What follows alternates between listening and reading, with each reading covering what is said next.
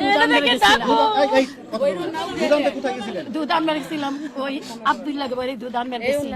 এরপরে আমি আবার ই করছি, ওই দুধ লই আইবার লইছি, দুধ দেয় না, আমি আবার কইছি পাইলে থুই আইছি। তো আবার আমার আমি যেখানে যাই ওই ঘরে সিটকারি দিছি, আমি খানে গেছি সিটকারি দিছি। আমি আবার কইব কেন কেউ ডাক দিলে সিটকার খুলো না, আমি আইলে খুলবা আর মামার আইলে খুলবা, জিগে খুলবা, এছাড়া চিৎকার খুলে আনো।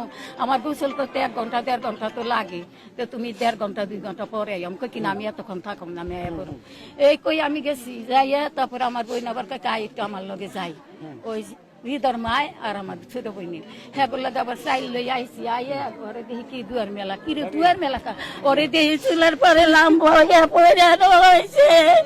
তখন আমি শিখাই কত রক্ত খাইনে ও বইনে রে বইনে, দেই কানের তারা নাই কে, গলা চেনো নাই কে, কিছুই নাই রে মারাল্লা রে। আমি মার কাছে কি জবাব দিম, আমি নিজেই কইতে পারি না।